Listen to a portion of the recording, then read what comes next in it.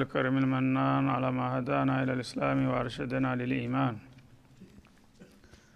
وأنزل هذا القرآن الكريم بالبرهان وأرسل لنا أفضل الرسل بأفصح اللسان فله الحمد والشكر على هذه النعم العظيمة والآلاء الجسيمة والصلاة والسلام على خير خلق الله وخاتم رسل الله الذي قال ما اجتمع قوم في بيت من بيوت الله يتلون كتاب الله ويتدارسونه فيما بينهم إلا نزلت عليهم السكينة وغشيتهم الرحمة وحفتهم الملائكة وذكرهم الله في من عنده وعلى آله وصحبه ومن اهتدى بهديه وبعد فإننا في هذا اليوم سندرس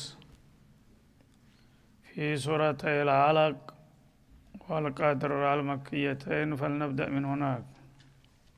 أعوذ بالله من الشيطان الرجيم. بسم الله الرحمن الرحيم.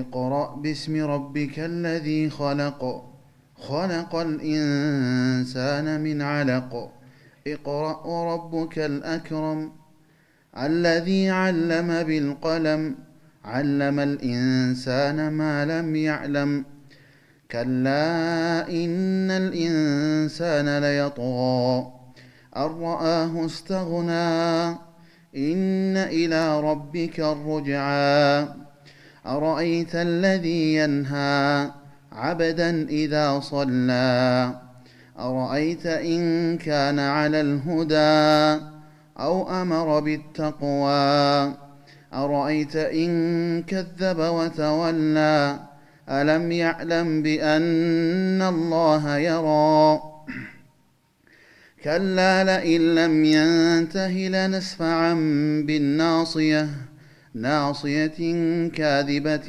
خاطئة فليدع ناديه سندع الزبانية كلا لا تطعه واسجد واقترب. بسم الله الرحمن الرحيم.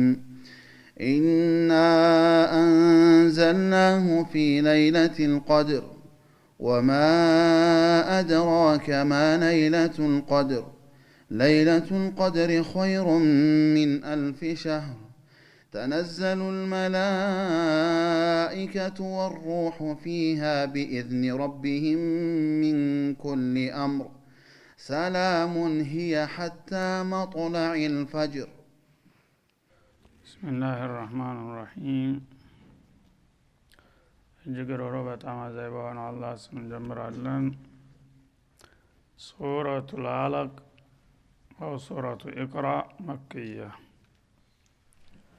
العلق بمبال يمتتاوكو مراف مكة وردشنات قبل الهجرة بل هي مطلعها من أول ما نزل أو أول ما نزل على الإطلاق. ይህች ሱራ አሁን ያው በአቀማመጧ ደረጃ ሳይሆን በተለይ የመጀመሪያዎቹ 5 ቁጥር ድረስ ያሉት አጫጭር አያቶች ማለም ያለም እስከሚለው ድረስ የመጀመሪያ የወህይ መጀመሪያዎች ናቸው باتفاق المفسرين። እና እንደሚታወቀው ነብዩ አለይሂ ሰላቱ ወሰላም ቀደም ሲልም በተውራት በኢንጂል ከዛም በፊት በነበሩት ኩቱቦችና ሩሱሎች የመጨረሻው ነብይ ዓለም አቀፍ አጠቃላይ ሆኖ ይመጣል እየተባለ ሲነገርላቸው እንደቆየ ሁሉ ወቅቱ ሲደርስ ያው በመካ ከተማ ተወልደው አደጉ። እድሜያቸው ልክ 40 ዓመት በሚገባበት ጊዜ ብዙዎቹ ነብያቶች የአላህ ሚን ሱነቲላህ 40 ዓመት ሲሞላ ነው እድሜያቸው ነብዋ የሚሰጣቸው። በጣም ጥቂቶች ተ3 ወይም ተ4 ያልበለጡት ናቸው 40 ሳይገቡ ነብዋ ተቀብለዋል የሚባሉት። ሌሎቹ ግን ሁሉም ያው ተጠነከሩና ተበሰሉ በኋላ ነው። እና የሳቸውም እድሜያቸው 40 ዓመት በሚገባበት ጊዜ ከዛ ቀደም ብሎ ለ6 ወር ያህል حبب إليه الخلائل በተፈጥሯቸውም ከልጅነታቸው ጀምሮ መጥፎና ብልግና ነገሮች አይዋጡላቸውም ነበር እና ጣዖት ተሳልመው አያውቁም ከልጅነት እስከ መጨረሻ ድረስ ማለት ነው። እንዲሁም የብልግና ስራ እንደውም እውካታ ተራ ፋይዳ ቢስ ነገር አይወዱም ነበር እና በእድሜ አንድ ቀን ብቻ ነው ሰርግ አለ ሰፈር ውስጥ ብለውኝ እስቲ ምንድነው የሚያደርጉት የሰርግ ሰዎች ብዬ ላይ ፈልጌ ፍየል ጠብቅ ነበር። ያው በልጅነታቸው ፍየል የምንጠብቀው ጓደኛ የነበረ እስቲ ዛሬ ሄጄ እኔ እዛ ሰርግ ቤት የሚባለውን ነገር ሰምቼ ልምጣ ትጠብቅልኛለህ ወይ ስለው አዎን ብሎ ተስማማ። ከዛ ተነስቼ ሄድኩኝ ለመጀመሪያ ጊዜ ይላል። እዛ በመሄድ ጊዜ ሰርግ ቤቱ ያው ሰው ተሰባስቧል። ገና ፕሮግራሙ በደንብ አልተከፈተም አልተጀመረም። እዛ ቁጭ ብዬ በመታዘብ ላይ ያለሁኝ ተየት እንደመጣ የማይታወቅ በጣም ጋራ የሚያህል እንቅልፍ መጣና ድብና አደረገኛው።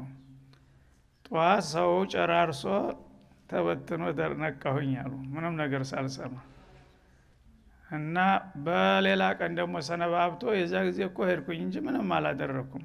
እስቲ ዛሬ ደግሞ ለሞክር ብዬ በሄድ አሁንም እንደዛው አደረገኝ። ሁለቱ ሙከራዎች ሳይሳኩ ቀሩ ማለት ነው። ሰርግ ቤት ሄዶ እንግዲህ ጨዋታ ውካታ ያ እንኳን እንደ መጥፎ ነገር ሆኖ ለምን ይሰማል የኔ ነብይ ብሎ አላህ ጠብቋቸዋል ማለት ነው። እና አንድ ጊዜ እንደዚህ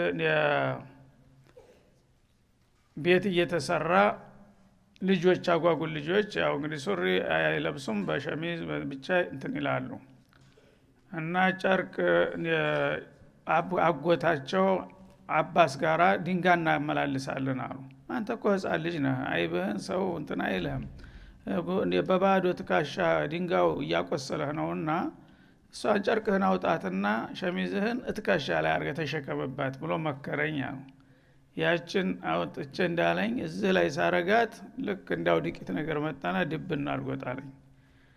ያኔ ነፍሳቸውን አያውቁም። ትንሽ ቆይቼ ነፍሴን ሳቅ ልብሴን አልብሱኝ ብዬ እንትን አልኩኝ። ሲያለብሱኝ ወዲያው ለቀቀኛል ያ ነገር።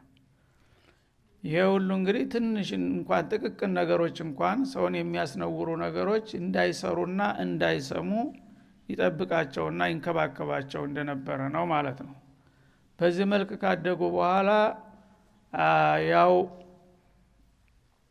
በመጨረሻ ነፍስ እያወቁና እያመዛዘኑ ሲመጡ በህብረተሰቡ የሚሰራው የሚወራው ነገር ይሄ ይሻላል የሚባል ነገር የለም። የጃሂልያ ማህበረሰብ ስለሆነ በሙሉ ሁሉም የሚሰራና የሚያወራው ነገር አስቀያሚ ሆነ። የሚነሳ ነገር ጠፋ ማለት ነው። ኋላ ሰው ጋር መኖር አስጠላቸው ጭራሹን። ምክንያቱም ልክ ነው ሰው ይሄ ሐራም ነው ይሄ ነውር ነው የሚባል ነገር የለም። የፈለገውን ዝም ብሎ መሰራት የፈለገውን መዘባረቅ ነው እና ጆሮአቸው እያቆሰላቸው ሲመጣ በአካባቢ የሚሰራና የሚወራው ሁቢበ ኢለይሂል ኸላ ገለልተኛነትን መረጡ። ከዚህ ማህበረሰብ ጋር እንዲሁ ተመዳረቅስ እንዲሁ ዝም የጸጥ ያለበት ቦታ በረሃማ ቦታ ሄጄ ብቻዬን ብቀመጥ ይሻላል የሚል ስሜት መጣባቸውና በልጅነታቸው ፍየል ሲጠብቁ የሚያውቁት ዋሻ ነበረ ጀበል ኑር የሚባል ቦታ ላይ። እዛ ቦታ ሄደው እዛች ዋሻ መቀመጥ ጀመሩ ማለት ነው። በሚጀምሩበት ጊዜ እንግዲህ አካባቢ ያለውን ጋራውን ተራራውን ወንዙን ሌሊት ሲሆን ደግሞ ከዋክብቱን ፀሐይ ቀን ጨረቃውን ሁሉን ሲያዩ ይሄ ሁሉ እንደዚህ የፈጠረው ማን ነው? ይሄን ሁሉ በዚህ መልክ የሚመራው ማን ነው? ሌሊቱን የሚያነጋው ቀኑን የሚያስመሸው ፀሐይን ጧት በምስራቅ ወጣ ወደ ምዕራብ እንዲዙራ እንድትሄድ ያደረገው እያሉ የአላህን መክሉቃት ማጤን ጀመሩ። የተውሂድ ሚፍታሁ ያው መጀመሪያ አላመተል ቁድራን የአላህን የችሎታውና የጥበቡ መገለጫ የሆኑትን ፍጥረታቶች ማስተዋል ነው። እነዚህን ነገሮች እያስተዋሉ በሄደ ቁጥር ያው ይሄን ሁሉ የፈጠረ ኃያል ጌታ እንዳለ እየተረዱ መጡ የበለጠ ማለት ነው። ከዛ ሙናጃት ጀመሩ። ይሄን ሁሉ የፈጠርከው ጌታ እንዳለህ ይሰማኛል፣ ግን የት እንዳለህና ምን እንደምትፈልግ አላውቅም እና ተኔ የምትፈልገው ነገር ብትነግረኝ ኑሮ ያን ነገር ባደርገው ምንኛ ደስ ባለኝ ላንተ ክብር እያሉ ጌታቸውን ማወደስ ጀመሩ ማለት ነው። ሲምር ያስተምር እንደሚባለው አላህ ሲፈልግ አንድ ሰው ያን ነገር የሚያገኘውን ነገር እንዲመኝ ያደርገዋል እንዲጥርም ያደርገዋል ማለት ነው። በዚህ መልክ እንግዲህ መጀመሪያ ለአንድ ቀን ሄደው ይውላሉ ማታ ይመጣሉ እየቆዩ ደግሞ 2 ቀን 3 ቀን ማደር ጀመሩ ቆይተው እስከ ሳምንት እስከ 15 ቀንም በመደዳው ስንቅ እየያዙ ይሄዱ ማለት ነው። በዚህ ሁኔታ ላይ ያሉ ከለታት አንድ ቀን ድንገት ያልታሰበ እንግዳ ዱብሊል ነው እዛው ዋሻው በር ላይ ማለት ነው። ከየት እንደመጣ አይታወቅም ልዩ ሰው ነው። በጣም አለባበሱ ገጽታው ሁኔታው በሙሉ ታይቶ ተሰምቶ የማይታወቅ ሰው በር ላይ ድንገት ዱባለና እሳቸውን ያው እቅራ የሚል ትዕዛዝ ይሰጣቸዋል ማለት ነው። እና እዛ ማንም የማይገባው ቦታ ነው። ያው የመካ ተራራዎች ታውቃላችሁ ማንም ሰው እዛ ጋራው ጫፍ ላይ ሊዘልቅ አይችልም። ምን ሊሰራ ደግሞ እዛ የሚገኝ ነገርም የለም እና አድካሚም ነው ደግሞ። እዛ ቦታ ላይ የሆነ ሰው መጥቶ በሩ ላይ ቆመና ፊት ለፊታቸው ተደቅኖ እቅራ አላቸው ያለ መንደርደሪያ ማለት ነው። በቀጥታ የመጣውን ትዕዛዝ አቀረበ። የጊዜ ተደናገጡና አነ ቢቃሪ ሊሉት ነው ማለት ነው። እቅራ አንብብ የሚል ቃል አስተጋባ። እኔ እኮ ማነባ አይደለሁም። እርግጥም እንደ ባህሪያቸው እንደዛ ነበረ፣ አያነቡም፣ እስከ መጨረሻውም አላነበቡም። እና እኔ የማንበብ ልማድ ወይም ባህሪ የለኝም እንዴት አነባለሁኝ አሉት። فاخذني وغطني حتى بلغ الجهد مني መጣና የጥምጥም አርጎ ያዘኝና አቅፎ በሁለት እጁ ጠፍሮ ያዞ በጣም አጣበቀኝ ትንፋሽ ሊቋረጥ እስተሚቃረብ ድረስ ይላሉ ማለት ነው ከማ في صحيح البخاري። እና ይሄም ማረጉ ምንድነው በክስተቱ ተደናግጦ ነውና ሰውየው እኔ ለመጥፎ እንዳልመጣሁኝ የጓደኝነት እና የወንድምነት ስሜት ሊያሳድርባቸው አንድ ሰው ቅፍ ሲያረግ በማባበል መልኩ ትዘናለ ማለት ነው። ጀንገራሙን ማታቀው ሰው መጥቶ እንዲበል በሚል ጊዜ በኮስታራ ዲም ትደነግጣለህ። ያን ድንጋጤውን ለማስወገድ እንደገና በጓደኝነት ስሜት ቅፍ አድርጎ ትንፋሽ ሊቋረጥ እስከሚቀረብ ልክ በጣም የሚወዱትን ሰው እንደሚያቅፉ አርጎ አቀፈኝ አሉ። ለቀቀኝና እንደገና እቅራ አለ። አሁንም አንብብ የሚለው ትእዛዝ ቀጠለ። አሁንም አነ ቢቃሪ እኔ እኮ ማነባ አይደለሁም አልኩታል። አሁንም የሰውዬ ድንጋጤው አለቀቀው ማለትና መልሶ ደግሞ ይዞ ጨመቃቸው ማለት ነው። አሁንም ለሁለተኛ ጊዜ ለቀቀና እቅራ ሲላቸው አነ ቢቃሪ ምኑን ነው የምቀራው? እና ግራ ተጋባቸው። ምክንያቱም አንድ ሰው አንብብ የሚባለው የማንበብ ልምድ ኑሮት ደግሞ ታሁን ቀደም የሚያውቀው ነገር አንድ አተታ ነገር የለመደው ነገር ይኖረዋል ወይ ግጥም ይሆናል ወይም ስድ ነገር ያችን የሚያውቃትን ነገር ነው በንባብ የሚያሰማው አንድ ሰው። እኔ ልምዱም የለኝ ፍላጎቱም የለኝ ሞያውም የለኝ ምኑን ነው ማነብልህ አልኩታ። ይህንን እንግዲህ በሚባባሉበት ጊዜ አልተግባቡም ማለት ነው ሁለታቸውም። እሱም አንብብ የሚለው እሳቸው እንደሚያስቡት የምታውቀውን ዜማህን አሰማኝ ማለት አይደለም። እሳቸው ደግሞ የማነባ አይደለሁም የሚሉት አንድ የማውቀውና ያዘጋጀሁት ነገር አለ መስሎት ያንን አሰማኝ ያለኝ ነው ብለው ነው ያልተገናኝቶ ጉዞ ማለት ነው።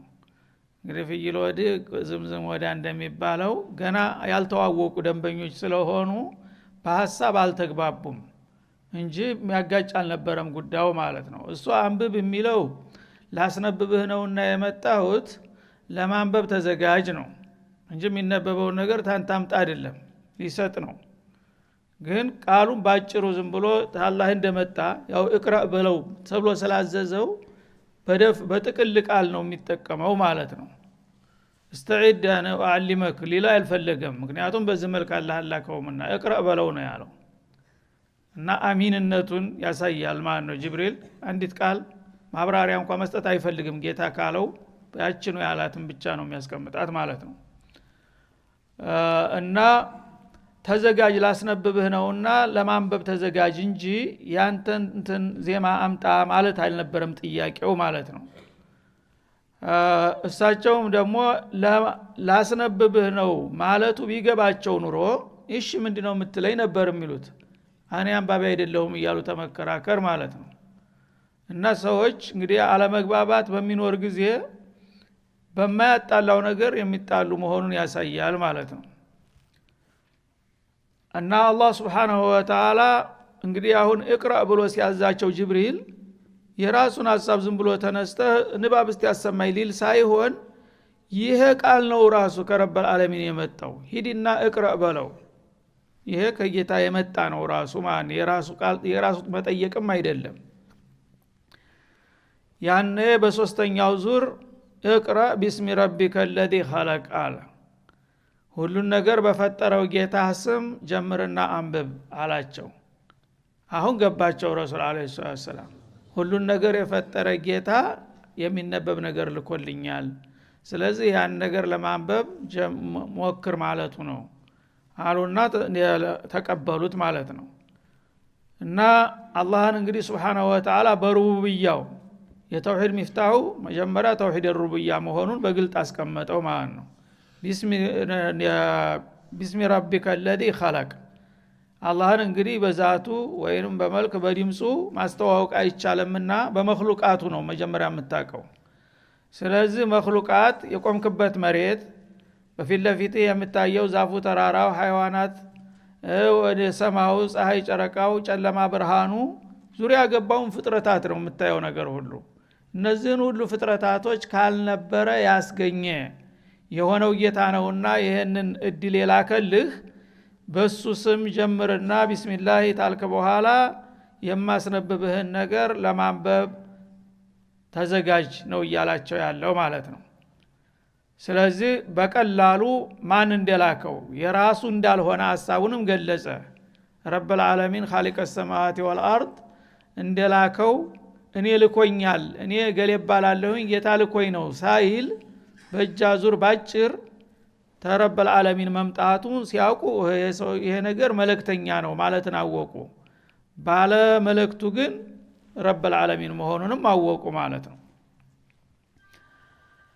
ከዚያ በኋላ ያው ኸልቅ ማለት እንደ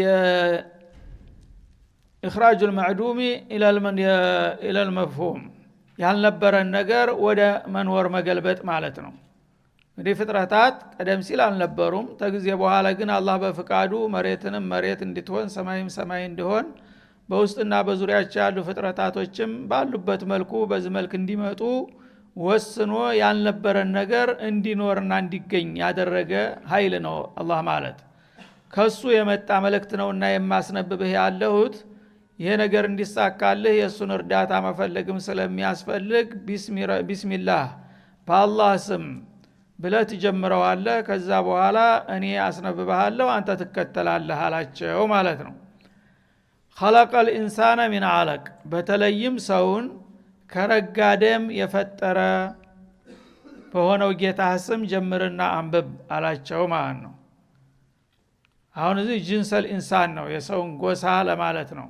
የመጀመሪያው ሰው ከረጋ ደም አይደለም የተፈጠረው ተአፈር ነው።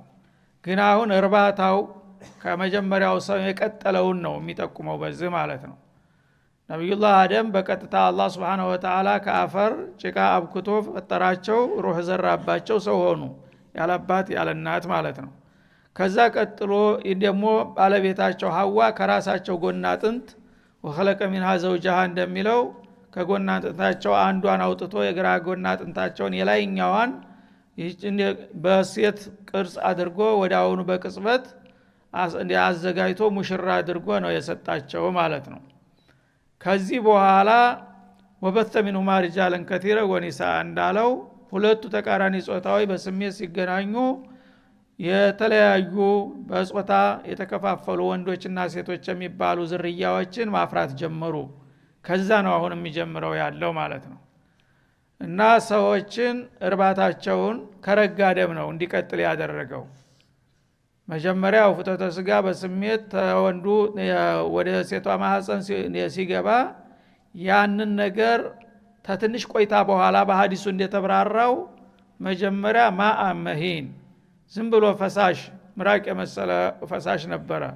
ትንሽ አንድ 40 ቀን ከቆየ በኋላ ደግሞ ወደ ረጋ ደም የረጋ ደም አልቀት የምትባል በውሃ ውስጥ የምትኝ ትል ነገር አለች። እንደ ላስቲክ ትለጠጣለች እንደመጣጥ እና እሷን የመሰለ መልኩም ያው ሲረጋ ወደ ጥቁር ይሄዳል ማለት ነው። ልክ ጉበት ሲደርቅ ወደ ጥቁር እንደሚሄደው ማለት ነው። እና እንደገና ሲስቡትም ይለጠጣል እንደዚህ ሄዶ ያ የረጋ ደም ማህፀን ግድግዳ ላይ ይለጠፋል ማለት ነው። ምን ተዓልቅ ነው ራሱ። ምክንያቱም አንድ ነገር ሄዶ ለጥፈታል አይለቅም እንደ ጭቃ ነው ማለት ነው። ያንን በዚህ መልክ እንግዲህ ይሆናል ተብሎ ባልተጠበቀ መልኩ አንድ የምራቅ የመሰለን ፈሳሽ ተትንሽ ቆይታ በኋላ ወደ ረጋ ደም ለውጦ ያንን ደም ደግሞ ወደ ኩርማን ስጋ ያንን ደግሞ እንደገና ወደ አጥንትና ወደ ሙሉ ሰውነት አሸጋግሮ ሰው የተባለ የተከበረ ፍጡር ያመጣ በሆነው ጌታ ስም ጀምርና አንብብ አላቸው ማለት ነው። እቅራ እና አሁንም ንባቡን ቀጥል አላቸው። ይህን ሲላቸው እንግዲህ እሺ ብለው ያው በስጋት ይሞክር እየተከታተሉ ነው ያሉት። አሁንም ተልብህ ተከተለኝ ማለቱ ነው። ደገመው ትእዛዙን ማለት ነው። ማስነብብህን ነገር በሚገባ እየተከታተልክ አንብብ አላቸው። ወረቡከል አክረም እና ይሄንን እንግዲህ በሚሰሙ ጊዜ እነዚህን አጫጭር የመግቢያ ቃላቶች እሳቸው ከራሳቸው ጋራ ይማጎቱ ነበረ ማለት ነው። ሁነን ያሁን ይሄ አስተማሪ እንደሚለው እውነት ረብል ዓለሚን ለኔ መልእክት ልኮልኝ ነው። ይሄ ሆኖ ከሆነ እሰየው ደስታ ይሰማቸዋል ማለት ነው። በሌላ በኩል ደግሞ ይሄ ሰውዬ አይቸው አግኝቸው አላውቅም እና ከሱ ከጌታ የመጣ መሆኑን በምንድነው ማረጋግጠው? እንደው ዝባዶ በዋሻ ውስጥ ሲያገኘኝ አጋንንት እንዳይጫወትብኝና እንዳያሳብደኝ የሚለው ደግሞ ስጋትም ይፈራረቅባቸዋል ማለት ነው። ይህንን ስጋት ለማስወገድ ደገመው ትእዛዙን እቅራ ወረቡከል አክረም አለ። እንደ ንባብህን ዝም ብለህ ቀጥል፣ ጌታ ከቸሩ ሁሉ የበለጠ እኮ ቸር ባለጸጋ ነው አላቸው ማለት ነው። እና የመጀመሪያውን አማራጭ አጠናከረው ማለት ነው። አጋንንት ተለክፎኝ እየተጫወተብኝ የሚለውን ተውና ቸሩ ጌታ ይሄን ታላቅ ዕድል ለኔ ሰጥቶኝ ነው የሚለው ነው መሆን ያለበት ማለቱ ነው። እና ለምን ራስክን ትንቃለህ? እሳቸው እንግዲህ የቲም ናቸው። ገና በጽንስ እያሉ ነው አባታቸው የሞተባቸው። እናታቸውም ደግሞ በ6 ዓመት እድሜ ከዛም አያታቸው በ8 ዓመት እድሜ እየሞቱባቸው በጣም እንግዲህ ተሳቀው ነው ያደጉት ማለት ነው። ቤተሰብ አልባ ሆነው በዛ ሁኔታ የወደቅኩኝና የተናቅኩኝ የሆንኩኝ ሰው አሁን እኔ ሰው ሆኜ ረብል ዓለሚን እኔን እንዲህ አይነት እድል ይሰጠኛል ብለው ራሳቸውን የመናቅ ስሜት ነበረባቸው ማለት ነው። ወረቡከል አክረም አንተ ለዚህ ነገር ራስክን ብቁ አድርገህ ባታይ ረብል ዓለሚን ተመረጠህ ምን ታረጋዋለህ? እሱ እኮ ነው የخلق ما يشاء ويختار ما كان لهم الخيار እንዳለው የፈለገውን ይፈጥራል የፈለገውን ይመርጣል። እና አንተ ምን አገባህ? አላህ Subhanahu Wa Ta'ala ቸር እንደመሆኑ ችሮታውን ደግሞ አላሁ አዕለሙ حيث يجعل رسالته በቃውን የት እንደሚያኖር የከበርቲ የባለስልጣን ልጅ ታልሆንኩኝ ብለህ ነው ራስክን የምትንቀው? እኔ ቃየን የት እንደማኖር አውቃለሁኝ ቸር የሆንኩት ጌታ ልኬልሃለሁ ብሎሃልና ዝም ብለህ ጸጋውን ተቀበል አላቸው ማለት ነው። እና ቸሩ ጌታ አንተ በመልካም ታየህ የወደክና የተናክ ብትሆንም ትልቅ ልትሆን ትችላለህ። ምን ችግር አለው? እሱ አይደለም እንደ ድል የሚያከፋፍለው ወትሮውንስ ትልቅና ትንሽ የሚያደርገው በሰው መለኪያ አይደለም ማለቱ ነው። እና በቸሩ ጌታ ፍቃድና ፍላጎት ነውና ይሄ ድል የተላከልህ እኔ ለዚህ ብቁ ሆኜ ነው ወይ እውነት ማለቱን ተውና የሰጠህን ጸጋ ዝም ብለህ ተቀበልና ንባቡን ቀጥል አላቸው ማለት ነው። አለዚ ዓለመ ቢልቀለም እና ይህ ጌታ ሰማያትና ምድርን የፈጠረ ቸር ጌታ የምልህ ወትሮውንም የሰው ልጆችን በቀለም ሐሳባቸውን መግለጥ ያስተማረ የሆነ ጌታ እኮ ነው። አላህ መልካም እድልን ለሰዎች መስጠት በጅምላም ሆነ በተናጠል የተለመደ ነው ማለት ነው። የሰው ልጆች ከሌላው ፍጥረታት ጋር ሲታዩና ሲወዳደሩ ተነሱ የሚበልጡ ጉልበተኛ ግዙፍ የሆኑ እንስሳቶች አሉ በባህርም በየብስም። እነዛ ሁሉ ያላገኙትን እድል ለምሳሌ ሐሳብን በቃላቸው መናገር ሲፈልጉም ደግሞ በቀለም መጻፍ የሰጣቸው ማን ነው? አላህ አይደለም? በጉልበታቸው ነው። ግመሉ፣ ዝሆኑ፣ ስንቱ የፈረሱ ጠንካራው ሁሉ ለነሱ አገልጋይ ሆኖ እነሱ ግን ዝግባ የማይባሉ የነበሩትን ሐሳባቸውን በቀለም ዘግበው ለማወቅና ለማሳወቅ የቻሉት በአላህ ፍቃድ ነው፣ በአላህ ችሮታ ነው። ለሰው ልጆች ይህን እድል የሰጠ ጌታ አንተን ደግሞ ለየት ባለመልኩ እንዳውም እነዛ ያልደረሱበትን ይህንን ትልቅ እድል ቢሰጥ የመጨረሻውን ንቡዋ ምን ያስገርማል ማለቱ ነው ማለት ነው። አለመል ኢንሳነ ማለም ያዕለም፣ በአጠቃላይ የሰው ልጅ የማያውቀው የነበረውን ነገር በዲንም በዱንያም እንዲያውቅና የእውቀት ባለጸጋ እንዲሆን ያደረገው አላህ ስለሆነ አንተንም ከነዛው መካከል ደግሞ ለየትና ሻል ያለ እድል ቢሰጥህ ለምን እንዴት አይባልም? ጌታ ከቸረ መቀበል ብቻ ነው ያለብህና ምንም መጠራጠርና መፍራት የለብህም። ጌታ ይህን እድል ስለለክልህ ተቀበል በማለት እዚህ ድረስ አስነብቧቸው።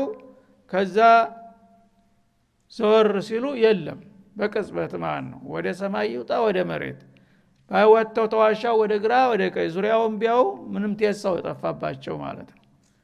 አሁን ደግሞ እንደገና ድንጋጤው ተመለሰ። በዚህ ቅጽበት ወደ የት ሄደ? መንገድ የለም፣ ደግሞ ባዶ በረሃ ነው።